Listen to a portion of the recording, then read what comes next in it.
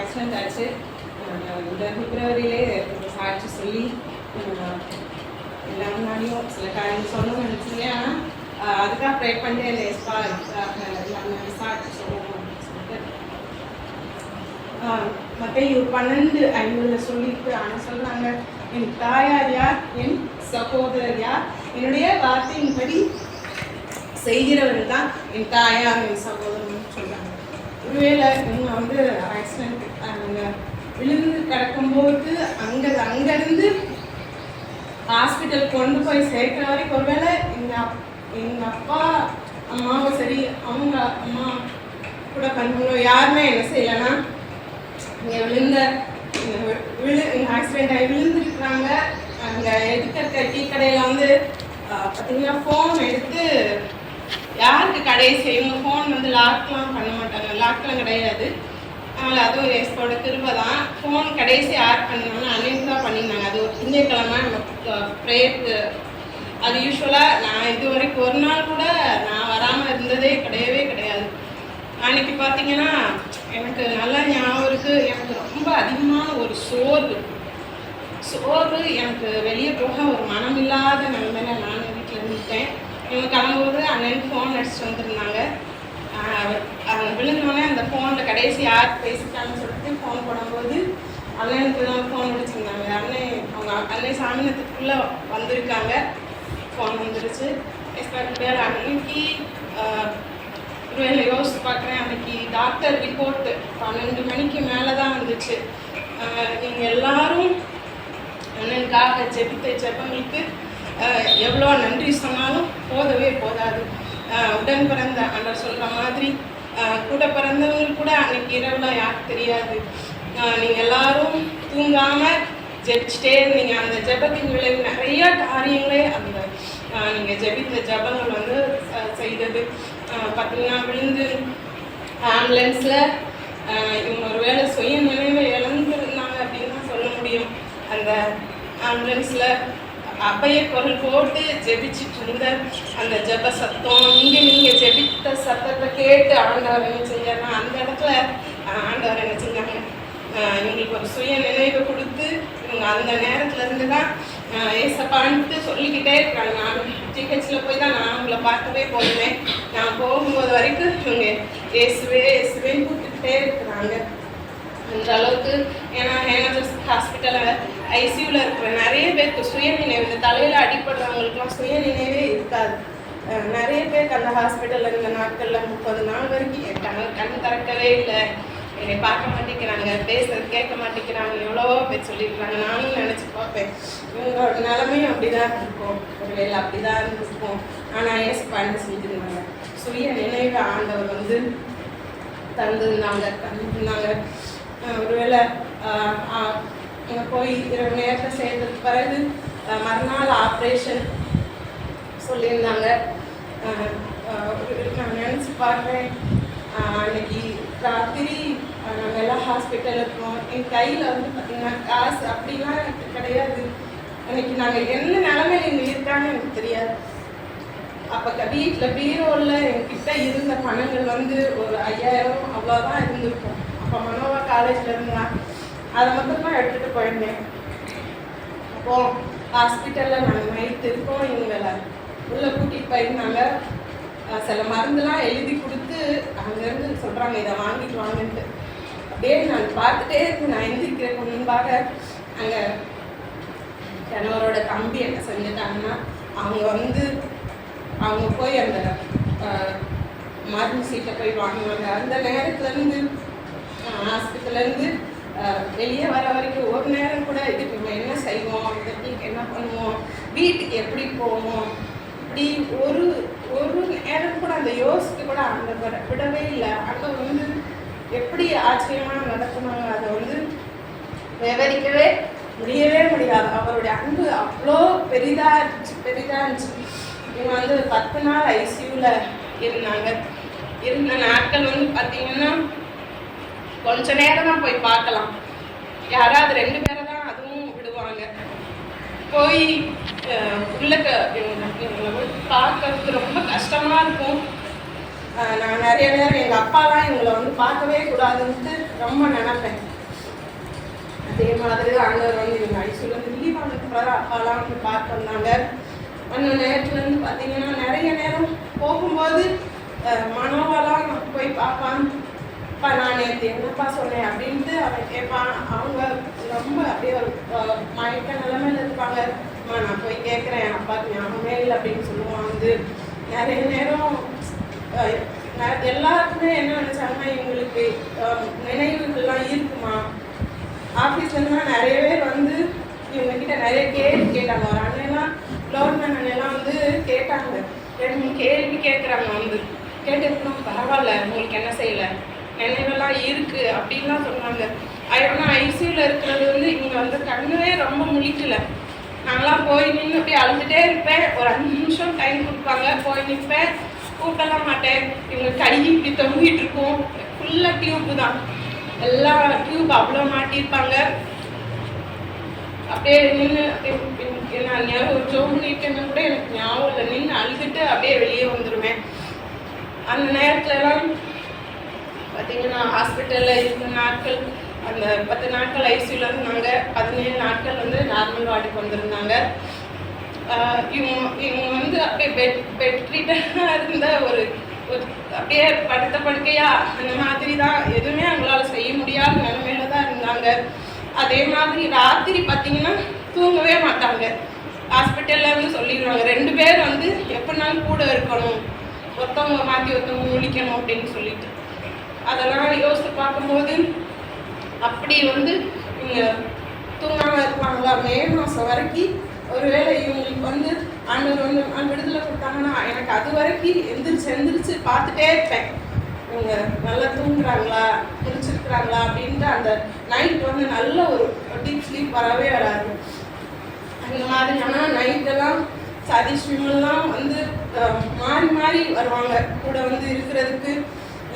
தூங்க முடியாது, ஹாஸ்பிட்டலில் யார் இருக்கிறாங்களோ அவங்க வந்து தூங்கவே முடியாது. அவங்க என்னதான் செஞ்சுக்கிட்டே இருக்கணும். கொஞ்ச நேரம் இப்படி கண்ணாசரமாக இருக்கும், அடுத்து அப்படியே முடிச்சிடும். அந்த மாதிரி இருந்த நாட்கள்.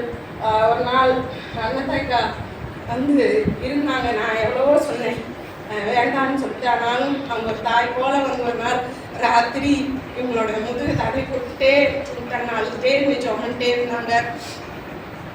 அதில் அதுக்கெலாம் ஆண்டதுக்கு நான் எவ்வளோ நன்றி சொன்னாலும் போதாது. நீங்கள்லாம் நான் நினச்சி பார்க்குறேன். உடன் பிறந்த பார்த்தீங்கன்னா நான் இங்கேருந்து போகும்போது ட்ரெஸ்ஸு எனக்கு அவசரத்தில் கையில் எடுத்துகிட்டு போனதில் சில இது ட்ரெஸ் போடாத அளவுக்கு நான் அப்படி ட்ரெஸ் கொண்டு போயிட்டேன். நான் அங்கே போய் யோசித்து பார்க்குறேன், எனக்கு அழுகையாக வருது. யார்ட்டையும் எனக்கு என்ன சொல்லனே தெரியல. இப்படியெல்லாம் இந்த சூழ்நிலைகள் இருந்துச்சு. ஆண்டவர் அற்புதமாக நடத்தின அந்த நாட்கள் பார்த்தீங்கன்னா ஒரு நாள் சாப்பிடும்போது ஒவ்வொரு நேரம் நான் யோசிப்பேன், இப்படி வந்து தனியாக வந்து சாப்பிடும்போது அது ரொம்ப கஷ்டமாக இருக்கும். ஒரு நாள் இப்படி தான் நான் இவ்வளோ சாப்பிட்டுட்டு இருக்கோம். வெயில் அப்போ ஹாஸ்பிட்டலுக்கு வந்திருந்தான். அவன் எனக்கு ஃபோன் போட்டான், அண்ணன் சொல்லி அதையே அடம்பிச்சுட்டே இருக்காங்கன்னு சொல்லிட்டு நாங்கள் பதறி அடிச்சுட்டு அப்போ தான் சாப்பாடு வந்து வாங்கி ஓப்பன் பண்ணி உட்காந்துருக்குறோம். அப்படியே பேக் பண்ணி கொடுத்துருங்கன்னு சொல்லிட்டு ரூமுக்கு ஓடி வந்தோம். ஏன்னா எங்களை அது வரைக்கும் நடக்கவே முடியாது. எங்களுக்கு எல்லா கையில் இது மூக்கில் எல்லாத்துலேயும் இது போட்டிருப்பாங்க. அன்னைக்கு ஆண்டவர் வந்து பார்த்திங்கன்னா எங்களுக்கு நடக்கிறதுக்கு நாங்களும் எவ்வளோ சொல்கிறோம், எங்களுக்கு காலில் அடிப்படலை, எங்களை ஏன் நடக்க வைக்க மாட்டேங்குது இவ்வளோ நானாக ஹாஸ்பிட்டலில் கேட்டு பார்க்குறேன்.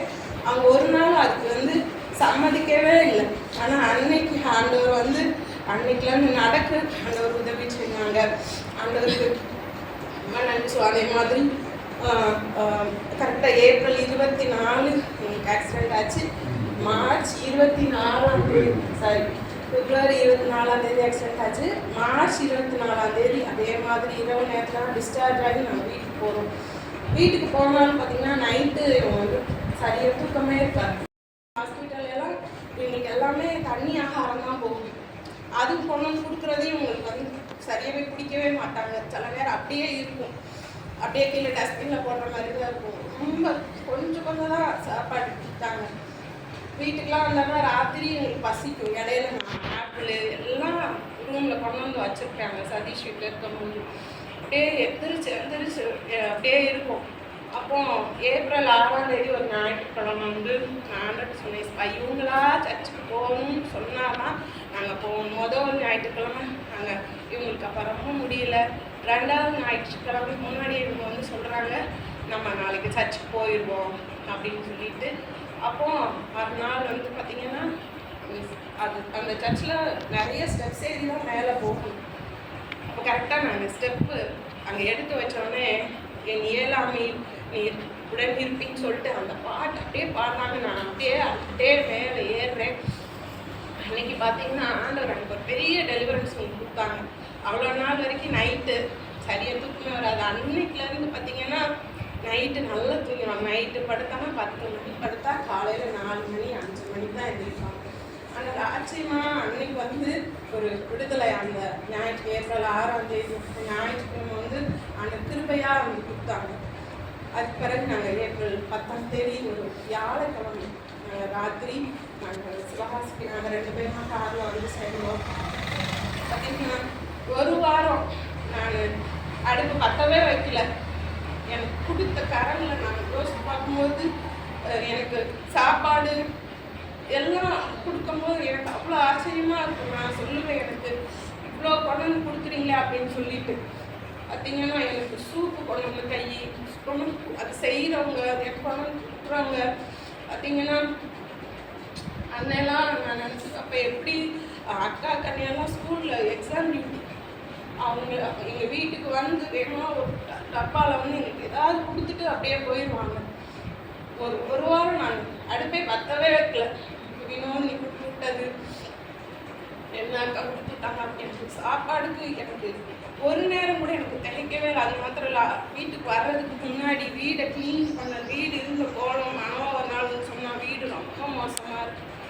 வீட்டுக்கு வந்து எல்லா பெட்ஸ்ப்ரெட்டையும் அலசி தலானியோரெல்லாம் அலசி வீட்டை க்ளீன் பண்ண பிள்ளைங்களெல்லாம் இது யாருமே கூட பண்ண கூட செய்யவே நான் வந்து யார்ட்டையுமே உரிமையாக நான் கேட்கவும் இல்லை. நான் கேட்டதெல்லாம் உங்ககிட்ட தான் நான் நிறைய விஷயம் கேட்டுக்கிறேன். ஆண்டவர் அப்படி வந்து உதவி ஆண்டவர் செஞ்சுருக்காங்க. அது மாத்திரம் இல்லை, அதுக்கு அடுத்து பார்த்தோன்னா ஆஃபீஸ் போகிறது வந்து ஆட்டோவில் தான் போனோம். ஒரு மனவாணியார் காலேஜில் இருந்தால் நானும் இவங்களும் ஆஃபீஸ் போவோம். 2 மணி நேரம் ஆஃபீஸில் இருந்துட்டு ஆட்டோலேயே வந்துடுவோம். அப்படி சில நாட்கள் இருந்துச்சு. அடுத்த மனவா வந்து வரும்போது அதுக்கு ஒரு மாதம் வரைக்கும் நம்ம அப்பாவை கூப்பிட்டு போயிட்டே இருந்தான். அடுத்து அவன் வந்து சொல்கிறான், நீங்கள் தான் நாளைக்குலேருந்து அப்பாவை கூட்டிகிட்டு போகணும் அப்படின்ட்டு. என்னையால் அதை ஒத்துக்கிறவே முடியல. நான் சொன்னேன், நான் என்னவே செய்யவே மாட்டேன், வண்டியில் நான் அப்பாவை கூட்டிகிட்டு போகவே மாட்டேன் அப்படின்ட்டு. ஆனால் அன்னைக்கு பார்த்தீங்கன்னா எங்களுக்கு ஒரு பெரிய ப்ராப்ளம் இருந்துச்சு. அதெல்லாம் ரொம்ப நாள் கழிச்சு தான் தெரியும். இவங்க நினச்சிருந்தாங்க, நீ அப்பா வண்டி ஓட்ட சொல்லி எப்படி ஓட்டுவாங்க சாப்பான்னு சொல்லி. இவங்க அன்னைக்கு ஓட்டி விழுந்துருக்குறாங்க. அது எங்களுக்கெல்லாம் சொல்லவே இல்லை. கொஞ்சம் தூரம் அப்பாவை ஓட்டிட்டு வரட்டும்ட்டு பக்கத்தில் வரைக்கும் தான் ஓட்டிட்டு வந்துட்டாங்க. ஓட்டி விழுந்துட்டாங்க போல, எங்ககிட்டையும் சொல்லலை. அப்படியே சரி அப்பா ஓட்டுறாங்க நாங்கள் நினச்சிட்டோம். இவங்க என்கிட்ட ரொம்ப நாள் கழிச்சு சொல்கிறாங்க, நான் ஓட்டிட்டு போய் விழுந்துட்டேன் அப்படின்னு. ஆனால் ஏசுபாத்துக்கு வேலை வண்டி பார்த்தீங்கன்னா எங்களுக்கு வந்து ஆக்சிடெண்ட் ஆகுது 1 மாதத்துக்கு முன்னாடி. இவங்க வந்து ரொம்ப கண் ப்ராப்ளமாக இருக்குன்னு சொல்லிட்டு இங்கே நவீன் ஹாஸ்பிட்டல் போய் அவர் சொல்லிட்டாரு, கண்ணில் ரொம்ப குறை இருக்குது, உடனே பண்ணணும். இவங்க என்ன பண்ணாங்க, என்னை ஹாஸ்பிட்டல் கூட்டிகிட்டு போகல, என்கிட்டையும் கேட்கல, கண்ணாடி மட்டும் சொல்லிட்டு வந்துட்டாங்க. அவர் நான் சொன்னேன், ஏன்ப்பா அப்படி செய்யுங்க அப்படின்னு. ஆனால் எங்களுக்கு கண்ணில் பிரச்சனை இருந்திருக்குது, நல்ல ஒரு யாரையுமே தெளிவாக பார்க்க முடியாத ஒரு சூழ்நிலையில் இருந்துருக்குறாங்க. ஆனால் ஹாஸ்பிட்டலில் என்ன சொன்னாங்கன்னா, எங்களுக்கு வந்து நீங்கள் இப்போதைக்கு ஐ செக் பண்ணிக்கலாம், ஆனால் ஆகஸ்ட் மாதத்துக்கு பிறகு தான் எதுனாலும் ட்ரீட்மெண்ட் எடுக்கணும்னு என்கிட்ட அவங்க சீஃப் டாக்டர் என்ன சொல்லியிருந்தார். எனக்கு ஆனால் அது மனசில் ரொம்ப பதிஞ்சிச்சு. அதை பற்றி நம்ம நினைக்கவும் இல்லை. இவங்களும் ஒரு நாள் எனக்கு வந்து கஷ்டமாக இருக்குன்னு சொல்லவே மாட்டாங்க. ஆனால் பார்த்தீங்கன்னா ஒரு ஆகஸ்ட் மாதம் நாங்கள் மனவலிக்கு வந்து நான் தற்செயலாக வந்து ஹாஸ்பிட்டலுக்கு போயிருந்தோம். அப்போ வந்து அவ்வளோ நல்லா எனக்கு நடத்துனாங்க. டாக்டர் வந்து நல்லா ஆலோசனை கொடுத்து உங்களுக்கு எப்படி இருக்குது, உடனே பண்ணணும், நாங்கள் இந்த ரிப்போர்ட்லாம் கொண்டு போய் உங்களுக்கு ஆக்சிடென்ட் ஆன ரிப்போர்ட்லாம் அவர் வந்து இல்லை இப்போ பண்ணிடலாம் அப்படின்னு சொல்லிட்டு ஆச்சரியமாக 2 கண்ணையும் லென்ஸ் வைக்கிறதுக்கு ஆண்டவர் திரும்ப கொடுத்தாங்க. இவங்க அப்போ தான் சொல்கிறாங்க, வீட்டுக்கு வந்து 2வது கண் ஓப்பன் பண்ண அப்புறம் தான் சொல்கிறாங்க, நீ இப்போ தான் எனக்கு எப்படி தெரியல, எனக்கு ஒரு உருவமே தெரியுது, என் கை எப்படி இருக்குன்னு எனக்கு இப்போ தான் தெரியுது, என் கையில் இருக்கிற ஸ்டிச்சே எனக்கு என்ன தான் தெரியுது, இப்போ தான் தெளிவாக இருக்காங்க. வந்து இவங்க ஒவ்வொன்றா பார்த்து சொல்கிறாங்க, இப்படி இருக்குது இப்போ தான் வெளிச்சமே எனக்கு என்ன செய்யுது தெரியுது அப்படின்னு சொன்னாங்க. ஆண்டவர் வந்து அதையும் ஆச்சரியமாக வந்து நடத்திட்டாங்க. நானும் எத்தனையோ பலவீனம், ஒருவேளை ஆக்சிடென்ட் ஆனால் இவ்வளோ கஷ்டப்படணுமா அப்படின்ட்டு நினச்சி பார்ப்போம். இப்போல்லாம் பார்த்தீங்கன்னா நேற்றுலாம் கார் ட்ரைவ் பண்ணிட்டு வந்தாங்க. நான் எனக்கு ஆனால் பார்த்தீங்கன்னா ராத்திரி வந்து படுத்துட்டாங்கன்னா அவ்வளோ பெயின் இருக்கும் போல அந்த காலில். அவ்வளோ ஒரு எவ்வளோ பலவீனங்கள் தான் ஆண்டவர் என்ன செய்கிறாங்க. இன்னொரு இதுக்கு நடுவில் பிஸ்னஸ் நடந்த காரியங்கள்லாம் அது அவனுக்கு எவ்வளோ நன்றி சொன்னாலும் போதவே போதாது. பார்த்தீங்கன்னா போலீஸ் ஸ்டேஷனுக்கு ஒரு நாள் சொல்லிட்டாங்க, நீங்கள் வந்தாதான் வண்டி தருவாங்க அப்படின்னு சொல்லிட்டாங்க. எனக்கு அழுகையாக வருது. எனக்கு என்ன சொல்ல, அண்ணன் போய் சொல்லவா, பக்கத்தில் இருக்கணும் இப்போ யாருன்னா சொல்லணும். எனக்கு அவ்வளோ அழுகையாக வருது. அன்றைக்கி ராத்திரி சொல்கிறாங்க, அக்கா வாங்கக்கா போகணும்னாங்க. ராத்திரி பார்த்தீங்கன்னா போலீஸ் ஸ்டேஷனில் மல்லி போலீஸ் ஸ்டேஷனில் உட்காந்துருக்கிறேன். எனக்கு அண்ணன் மட்டும் சொல்லிக்கிட்டே இருக்கிறேன், ஏசப்பா என்ன நடக்குதுன்னு தெரியல, இப்படி போலீஸ் ஸ்டேஷன் வந்து உட்காந்துட்டு இருக்கிறேன்ட்டு. அங்கே வந்து எஸ்ஐ வந்து பார்த்து சொன்னாங்க, நீங்கள் நாளைக்கு காலையில் நீங்கள் மட்டும் வந்து சைன் பண்ண போதும் அப்படின்னு சொன்னாங்க. ஒவ்வொருத்தரையும் மல்லி போலீஸ் ஸ்டேஷனாக கிராஸ் பண்ணும்போது நினச்சிட்டோம். அப்போ எனக்கு ராத்திரி வந்து அங்கே வெளியே உட்கார்ந்த காட்சி. ஆனால் ஆண்டவர் வந்து ஒரு நாளும் கேட்கப்பட விடலை, யார்கிட்டையுமே எதுவுமே வந்து கேட்கும்படியா ஆண்டவர் வைக்கல. ஆண்டவர் வந்து நடத்தின பாதைகள் வந்து ரொம்ப ஆச்சரியமான பாதையில் ஆண்டவர் நடத்தினா. நிறைய காரியங்கள் ஆண்டவர் கற்றுக் கொடுத்தாங்க. ஆண்டவர் அவரையே சார்ந்து கொண்டா எப்படியெல்லாம் ஆண்டவர் நடத்துவான்னு சொல்லிட்டு இந்த நாட்களில் வந்து ஆண்டவர் ரொம்ப புரிய வச்சாங்க. அதே மாதிரி அவருடைய பிள்ளைகளாக இருக்கிற நமக்கு வந்து அந்த கஷ்டமான காலத்தில் எல்லாரும் செய்கிற உதவியும் ஜபம், இது ரெண்டும் வந்து பார்த்திங்கன்னா ஒரு சீக்கிரமாக ஒரு ரெக்கவர் ஆகுது. நம்ம வந்து எப்பயுமே ஒரு கஷ்டம் வந்துருச்சுன்னா நம்ம என்ன செஞ்சிடணும், இப்படி எல்லாரும் நம்ம கூட்டிட்டோம்னா ஆண்டவருடைய நாம என்ன செஞ்சிடும், மகிமைப்படும். ஆண்டவர் செஞ்சிருக்காங்க. உங்களை எல்லாம் அதுக்கு கருவிகளாக எடுத்து பயன்படுத்தியிருக்காங்க. ஆண்டவருடைய நாம மாத்திரம் மகிமைப்பட்டோம். எல்லாத்தையும் நாங்கள் எல்லாருக்கும் நான் நன்றி சொல்கிறேன். நீங்கள் செடிகளுக்காக ஜெபித்த ஜபங்களுக்காக செய்த உதவிகளுக்காக ஆண்டவருக்கு மனதார நன்றி சொல்கிறேன். இன்னும் என்ன செய்யணும், நம்ம ஐக்கியத்தில் பலப்படணும்னு சொல்லி என்கிட்ட அன்பாக நாம மாத்திரம்.